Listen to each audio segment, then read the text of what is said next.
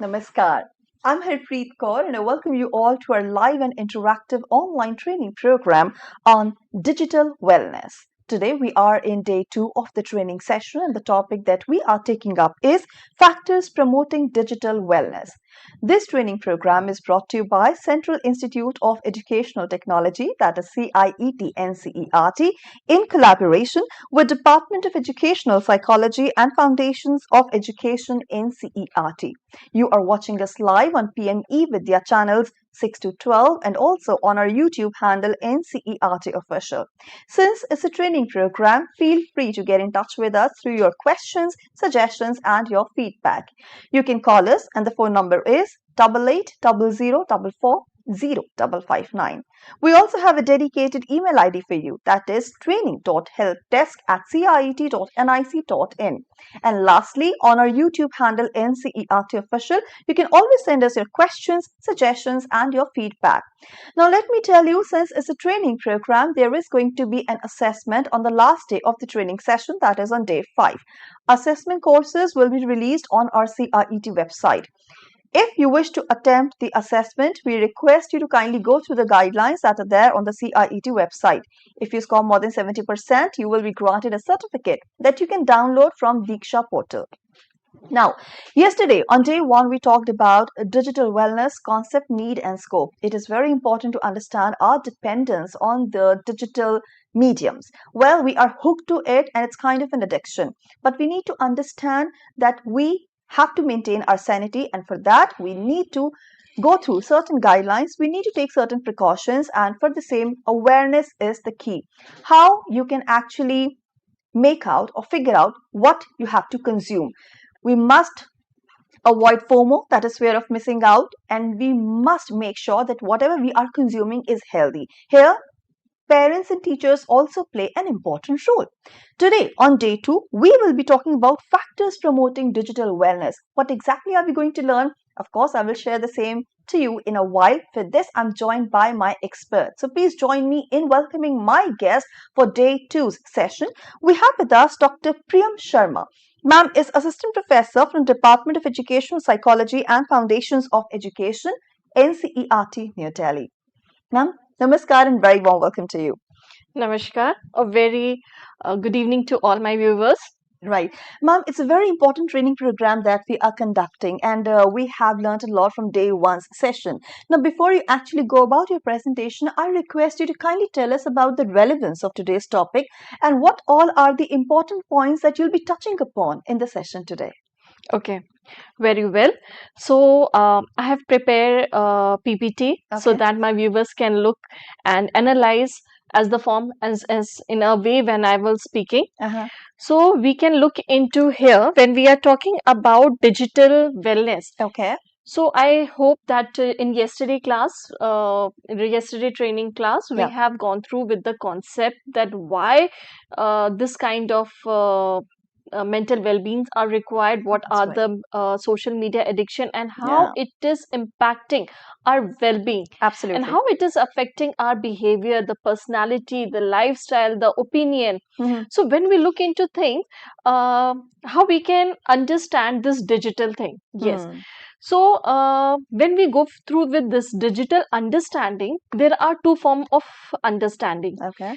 First is on the basis of technology, Right. that how social media, how digital as in technology, we are using it and we are consuming the information. Right. So on the technology basis, it is like what platform it has to be, the hygiene of the platform, the Hmm. hygiene of the social media, tools we are using it, the password thing, the protection thing, the Yeah. safety things. These are the aspect of technology which will look into it.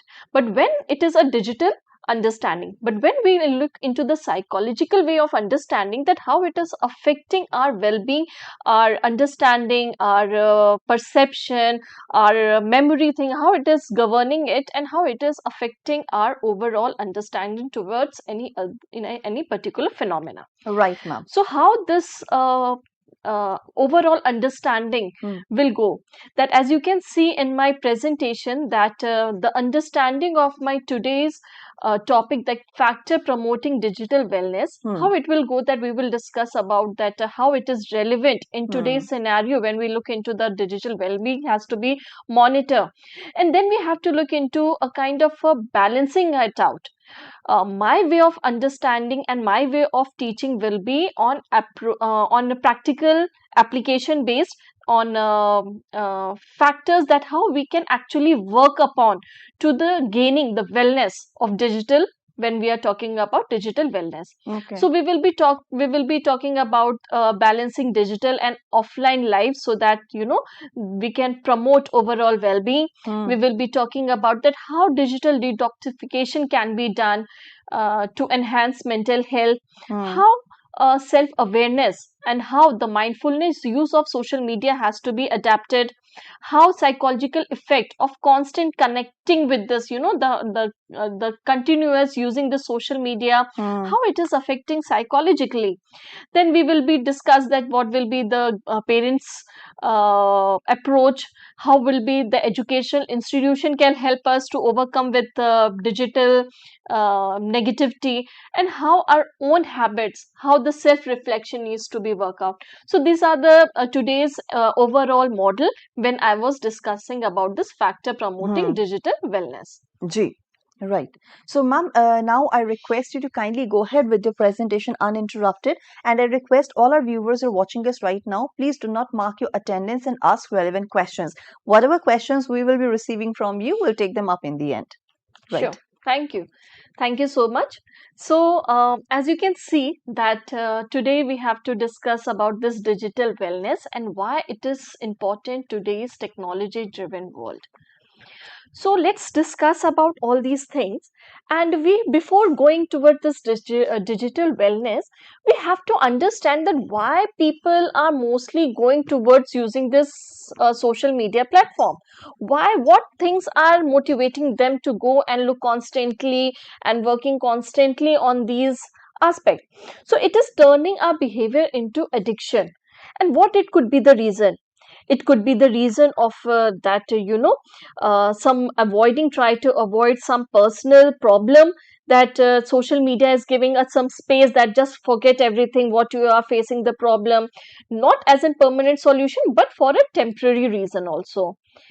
So what it is happening that we are having a kind of feeling of urging to use social media more and more, or we are having a restless, we feel a kind of restless when we are not using social media, right? And what it is happening, either we are spending most of our time on social media, or we are either we are spending most of the time on social media, or we are thinking constantly about the social media, and these are the factors which is turning our behavior into addiction. Yeah. Okay. Yes, that's the thing, that it is turning our behavior into addiction. Now we have to understand that why these things are important when we are discussing in today's world. Now what it thinks that it prevent when we are talking about digital wellness. So first let's understand that what this digital wellness is. It refers to maintaining a healthy and balanced relationship between technology to support mental, physical and emotional well-being. Like when we talk about this holistic development, it has to be look into that we are looking the overall development, not only the physical aspect, not only mental, it has to become in an aggregate way. So when we talk about this digital wellness, it has to become in an aggregate way, and we have to see that for that to attaining this mental well-being, we have to go through this time management things, mindfulness, use of device, digital boundaries. We have to set this digital boundaries, awareness on online behavior. And what is the goal? The goal is to enhance the best use of technology, not to distract our goal and purpose, that why we are using the social media, for it is something information we are seeking it, or we are indulging mindlessly when we are using the social media. And in this thing, when we are talking about digital wellness, It is that we are not trying to say that you have to eliminate the social media, your digital thing, or AI or anything. We are trying to tell you that it has to become as a balance, that has to become as an integration, the balance of digital and offline life. It has to become as a mindful use of social media. Now, how it is very important when we talk about this digital wellness.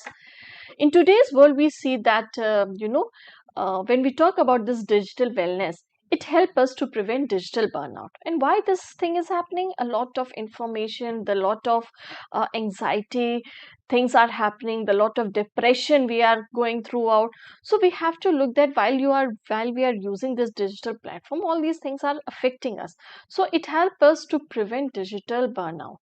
Now also we have to look that how it is supporting our mental health, how it is affecting our mental health, that it will help you to understand that your mindfulness, your attention of your span of attention, all these are getting affected, and we have to talk about this mental health when we are talking about this digital mental well-being. Improving sleep quality, the day we are using, like nowadays that everyone is using, the first day we are using is like we are checking our phones. The day First thing in the morning. first thing in the morning we do use is like when we are checking that some information has been come, is there any duties we have been allotted, or what things have to be, how I have to start my day routine, is like just looking into that, is there any important information for me that I have to look into it.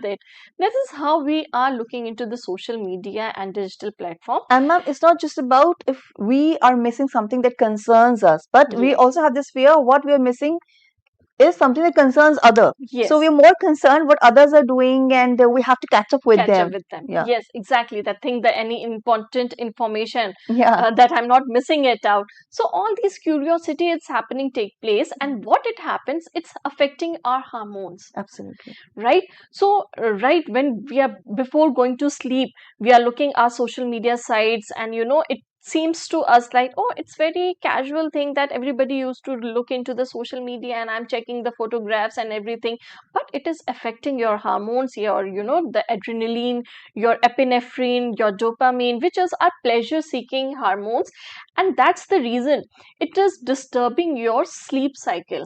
Because when you're going into a deep sleep, it has to be a rhythmic, like there is a alpha, beta, gamma, which will make you sleep slowly. The hormones are working for you, and it is making you calm and composed before you are going to sleep, and you are not doing this thing because you're constantly looking social media, so it is affecting directly on your sleep quality as well. So your mind and body also gets confused, Yes. That's my time to sleep and Yes, rest. insomnia problem.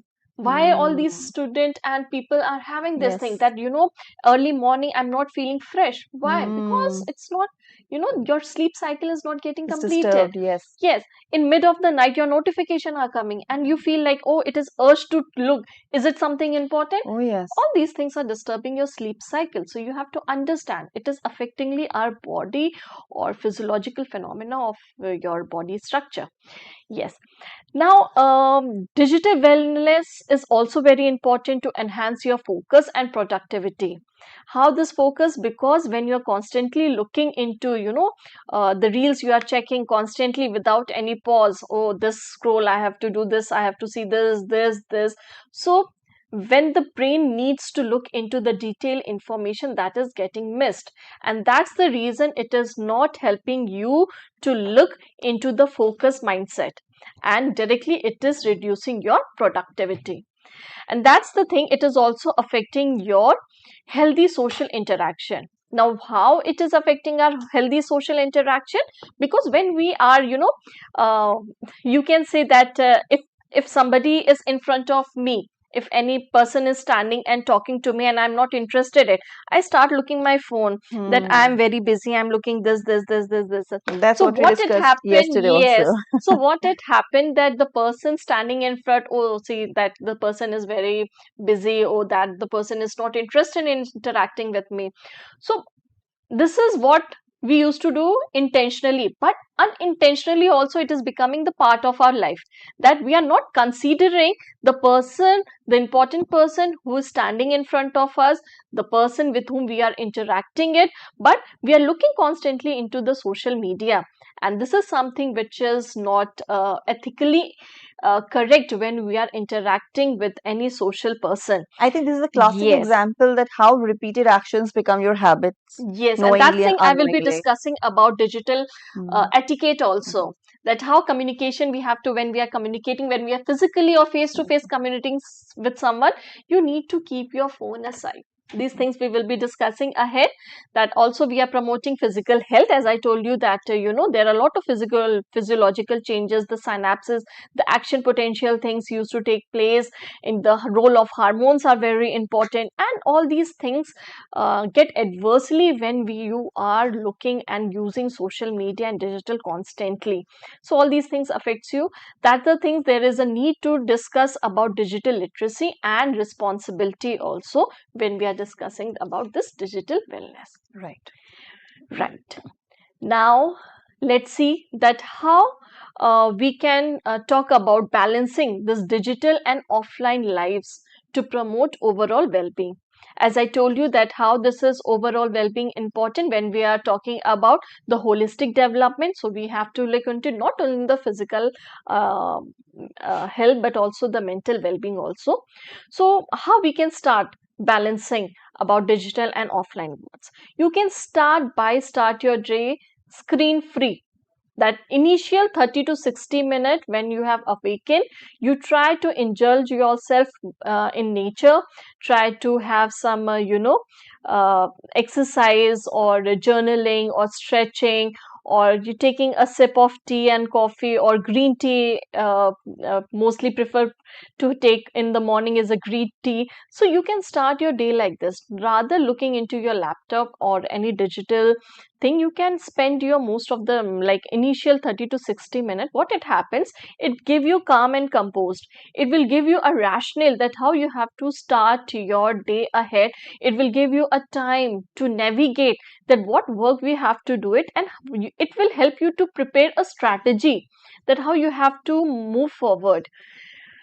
In such a simple technique, you can start your day. Creating tech boundaries.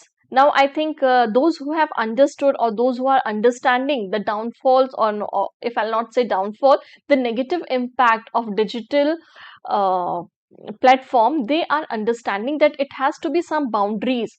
Like if I'll say that when we go in some new setting, like if I have to go and join some new school or new college, there are some culture which we need to adapt, and we try to balance it out, that our behavior, it's how going to balancing with the new circumstances and situation. Similarly, we have to understand that this is some invention which is made up for us, for the human development and to increase human potential.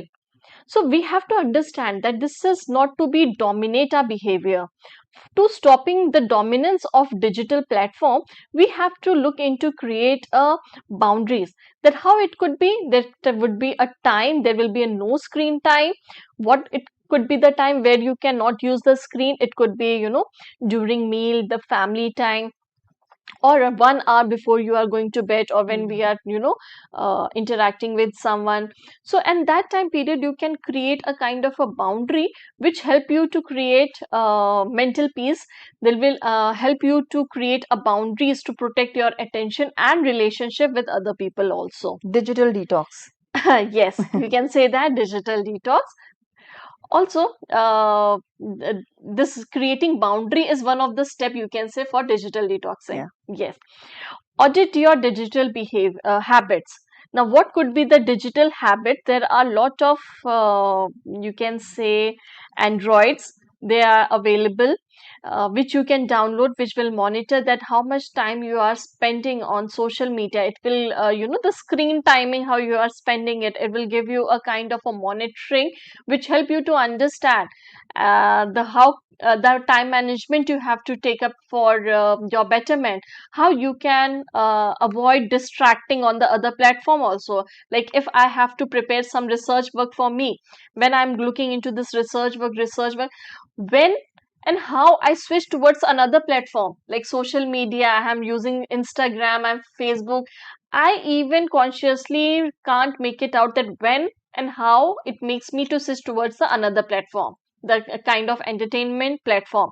So it is distracting our attention also, that for which purpose I'm here and what I'm actually doing it. There is a mismatch between it. I'm here using social media for my academic work, but I have switched to the entertainment thing. So these kind of a thing we have to monitor by auditing our own digital habits.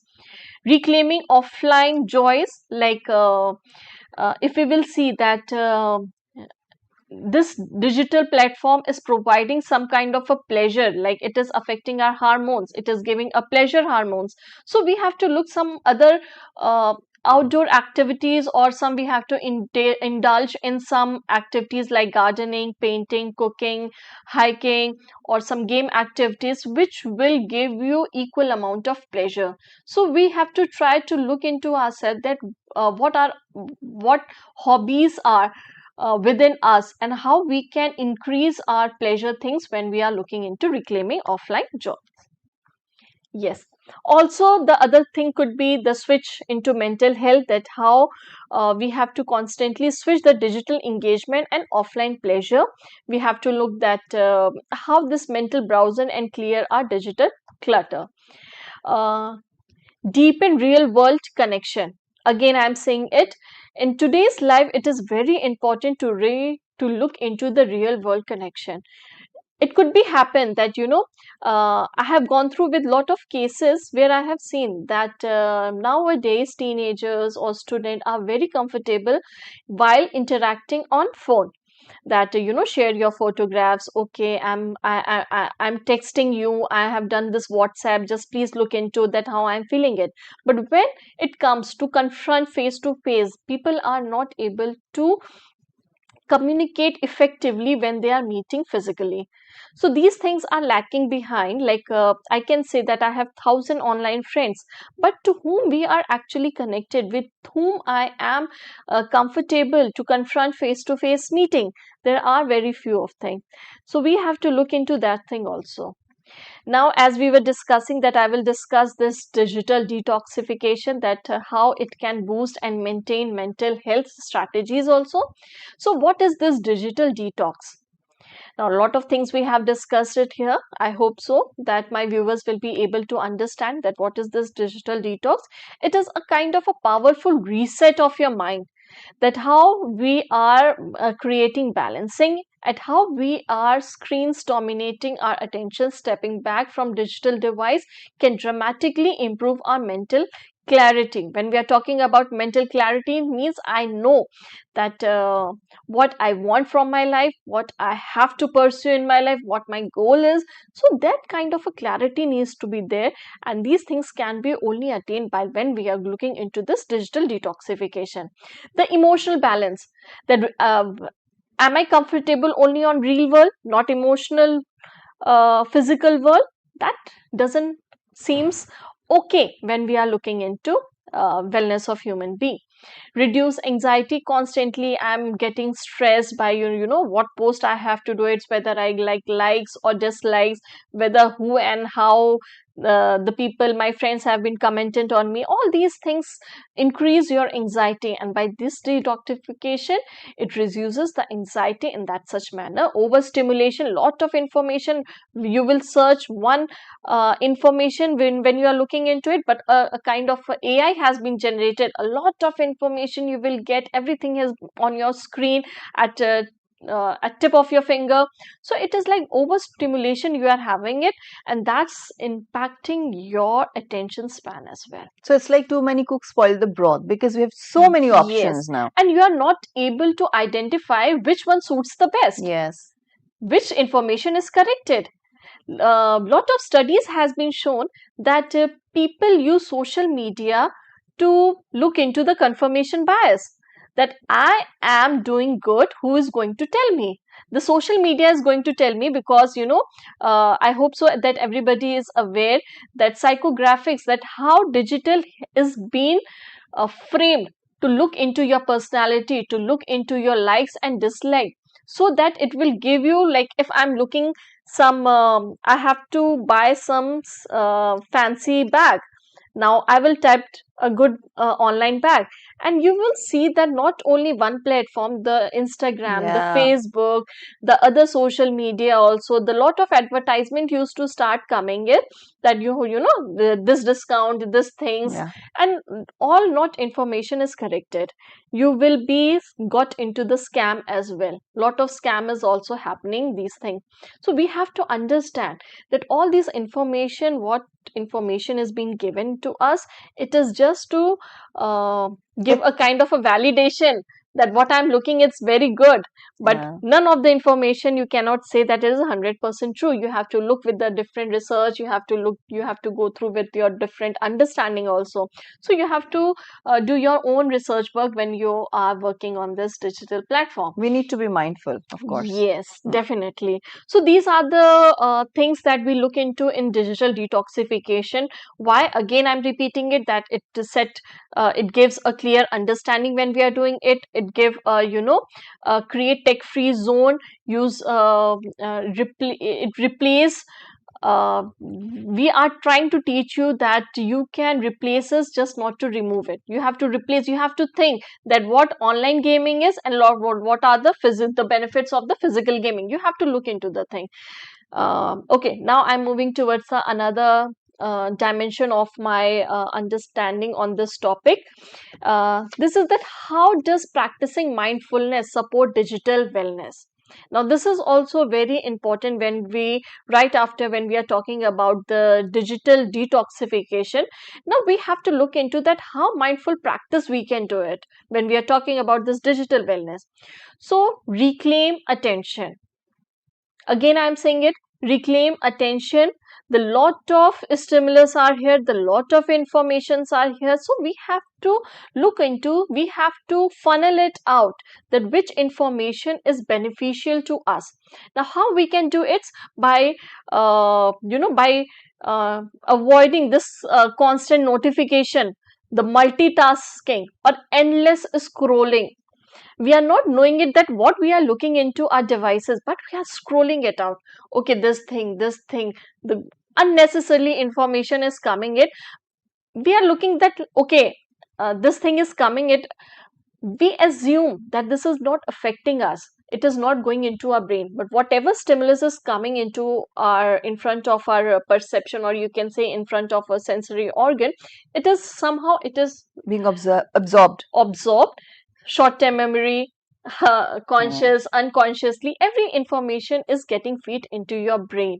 So you have to understand all these things.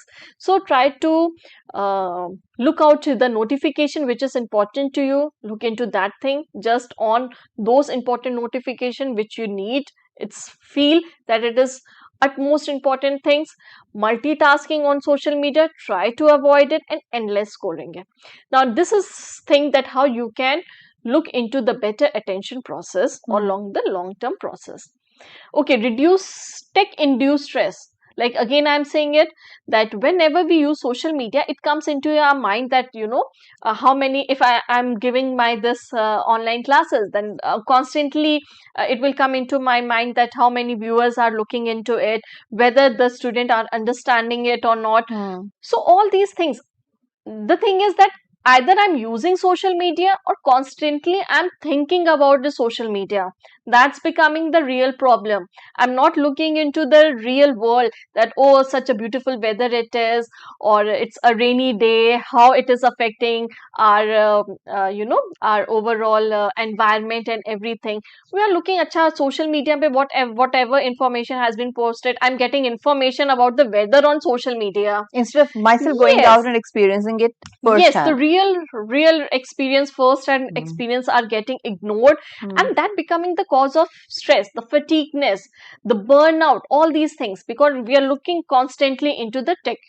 And that's the thing, that tech is inducing a lot of stress and depression as well. Now, promoting intentional tech use. Now, this is very important strategies, that we have to work into intentional use of technology. Now, we have to, how we have to do this in intentional tech use? We have to be a critical thinking. We have to use here the critical thinking analysis. We have to do it, that what choices we are making for us, how our decision is going to affect the entire thing, that whether using this site is good or not, using am I using this app for my own gain, or somebody has suggested me, the kind of the peer pressure is there, the somebody say, oh, go and look into this app, it is very good, oh, go and look the chat GPT, you will guess thing. But unconsciously it is creating a kind of a stress, that uh, it's not giving a good parameters, that how and when we have to go through with this digital platform. So I it think, ma'am, because need a as kind of yeah, yes. I think, I'm sorry I'm interrupting, but this reminds me of a very important point, that it is as simple as purchasing a new gadget. Yes. Not knowing whether you're going to Hmm. use all the features or not. Just because Yes. people are buying it, you have the pressure that you have to own it too, Yes. and you don't know what will be the utility, whether it's worth purchasing, how it's going to affect your finances and Yes. other things, but you want to just have it. Yes, definitely. Yeah. That's the thing is. So that's why it's Mhm. very important to teach our student, to teach our generation, that the conscious use of the technology, the constant choices you are making it has to be very vigilant. Now, in that continuation also, we can look the healthy boundaries, which I have already discussed it here, that how we can set up, how this relationship, sleep and productivity is affecting our mindfulness, and how it is not building a healthy relationship with the real world. So we have already discussing, and again, when we are talking about this wellness, it is about integration, not elimination of digital things. We have to understand this thing also. Okay, now moving ahead, when we are talking about this digital habits, let's discuss the impact of mindfulness and self-awareness on digital habits. Now, how does we can increase our digital habits, that we need to teach our generation that these things are very important when you are using the social media. Now, interrupt autopilot behavior. What is this autopilot behavior? Mindlessly you are working it, mindlessly you are using your phone, mindlessly you are scrolling it, that what thing is coming, what thing is not coming. So you have to filter it out, you have to interrupt your mindless action towards the using of social media. Now another, what is it, is reduce digital overload. These things are continuously coming, that how we have to look into this overload, the overload of information, the overload of pictures, and the pleasure informations we are looking into it, and that creating a kind of a stress, and is triggering fatigueness and depression. We think that I'm using social media to avoid my loneliness, but you are not actually working to overcome your loneliness. After a few seconds of spending time on social media, you are again feeling loneliness, and what you will do, you will end up by watching more social media, spending more time on social media. So it is, eventually it is increasing your problem, not giving any solution to your problem. So we have to look into that thing, and we have to understand all those things. Improve emotional regulation. Now, when we are talking about this mindfulness and self-awareness, we have to look into our emotional regulation as well. That, as I told you, that when we are looking into the social media, this pleasure hormones are secreting, and we are looking like, oh, I'm feeling very happy when I'm using social media, but you are not actually looking the emotional regulation on offline setup. That how you have to, look into your, how you have to learn that how you have to regulate your emotions. You have to learn that how emotional intelligent you could be, but you are spending more time on useless stuff which you are looking into it. So it becomes very important that how you are improving your emotion regulation when you are not using social media or digital platform. So these things we have to look into it, and foster purposeful engagement. So what is this foster purposeful engagement? You have to look the social media sites critically, which is important for you, which is appropriate for you, and that thing, that platform you have to choose, and you have to be look into that whether your decision is correct or not. So you have to make yourself empowered towards a good decision making, not a bad decision maker, so that it will give you a regret in a longer run. Now, what is this psychological effect of constant connectivity? We feel like if many of the time when we go and look into our social media sites, we see that 1,000, 2,000 followers are there, million followers are there, and I'm constantly trying to be connected with them, and that's a kind of obsession a new generation are having it. Recently I asked my few of my students that what makes you to use social media. They say is reel, and reels, the joy of making the reels and the joy of getting information that how many of people have seen the reel. These things are making people enjoy, and they are not understanding that it is a short term enjoyment you are feeling it, but as a long term, when you will not able to identify some informative knowledge, you are not able to look that how academically achieved you have, so you are not able to get a handsome job or a salary. It will be just a temporary, but still you are thinking it that the YouTube is providing me that sum of amount of money, and I am seeing a few social media person that how in short of time they have becoming a big sensational person. Everybody is recognizing it. These kind of a model the student and youngsters are creating in their life.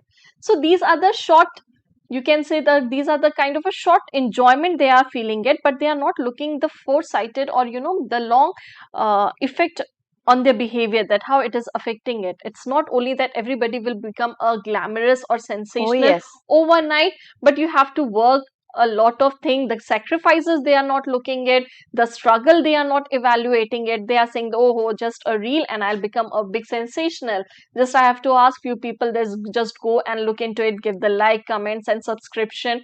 But dear, it doesn't work in real setting actually. There are no So you have to shortcuts be, to success. yes, And you raised a very valid point. I remember watching a celebrity's interview a few years back, and she expressed a concern if everybody will become a social media influencer, who will become doctors, teachers, engineers? We need more of that. We can't be in a society that's devoid of all these skilled professionals and just becoming YouTubers or social media influencers, as you mentioned. yes, yes, that's very true. Yeah.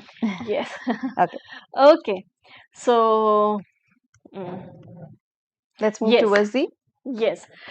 So now we have to look that we have talked a lot about this digital wellness and how we have to look, the technology driven ideas, the psychology driven idea. Now we need to look into the parental guidance, that how they can enhance the digital wellness and how they can help inculcating the digital etiquettes into their kids. So also we have to look into here that how digital literacy Hmm. can promote wellness among children and teen also. So these are the things with that as you can see that how this parent guidance and digital literacy are the twin pillar of digital wellness.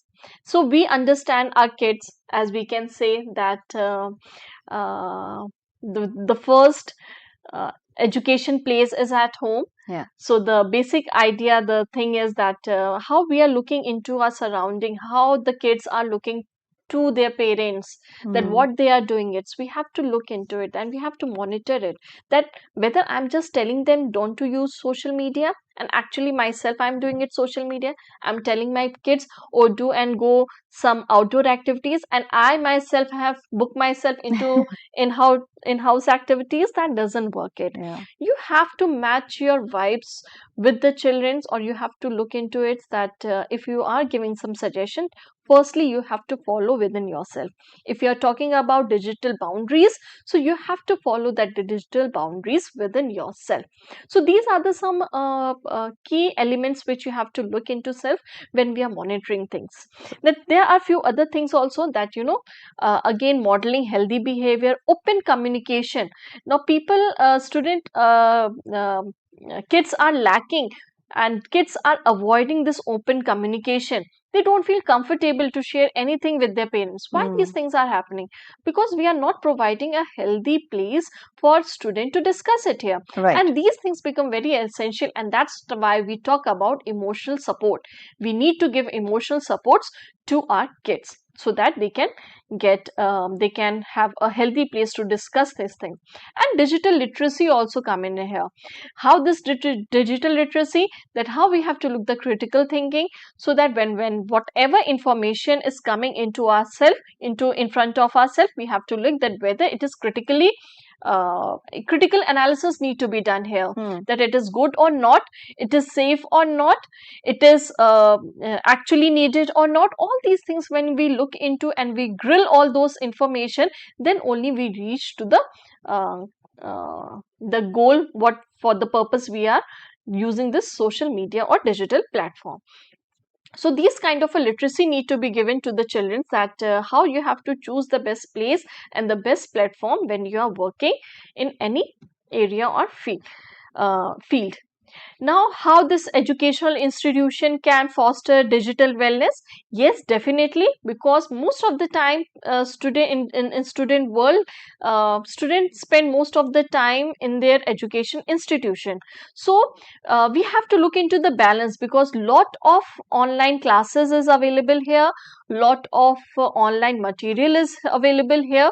So, we have to teach them that how mindfulness use of digital platform can be used. It has to be, the educational institution has to be look into a kind of a blend learning, like half of the thing, that online and offline learning, it has to become in a balanced way. Use tech intentionally, not as an any website or anything with the platform which are the genuine platform, right? We have the educational institution have to tell the student that what are the genuine platform on which they can go and find the authentic educational material and sources. Also, there is a need to understand that student need to know that there is a algorithm, there is a market, there is a big hub who is working, who has designed technology for their benefit. They are stealing your data, they're stealing your personality traits, and that's the thing, they are changing your opinion. That things you have to avoid it. So you have to understand that how algorithm, how this multitasking notification are affecting your brain and behavior. Now, also that when we are talking about metacognition, we have to encourage doing metacognition, goal setting, time management, mindfulness, tech use of things. These are the metacognition skill which need to train the student so that they can get a benefit from the digital platform. And also digital screen free periods also, so that they can learn how to reflect, how to discuss, how to do this physical movement. Lot of cases of doctor has been identifying that those who are addicted to social media, constantly they are using social media from the very early age, they are not having a power, the gripping power, they are not able to hold pen, they are not able to hold pencil correctly, they are not able to write. Even when they are trying to walk, they are just as they step outside, they are getting failed, they have not the mind and body movements, they are not coordinating. All these problems have been arises, and all these things just because of the kind of social media overexposure or overutilization is taking place. Constantly we are focusing, the sensory part is just focusing on the social media, and that these are the problem are the day by day it's getting increased. So we have to look into these things. things. So we need to engage our student, our teenagers to, to do back to the reading, the offline, the practice of looking into the book, the joy of feeling, the joy of using the textbook physically, the journaling, the writing, all these things, reflections part need to be addressed here. Right.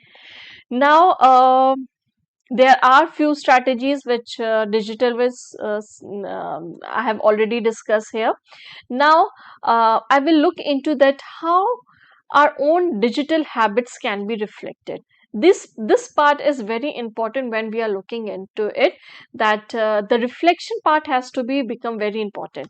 I'll probably be the poster child for hyperconnectively. I'll see myself like this, that I am a poster child, I'm posting on social media, on Facebook, on the other hand on Instagram, on another hand on Snapchat. So I'm performing on a stage, and I feel like that, I'm getting validation from the people by getting lots and lot of likes.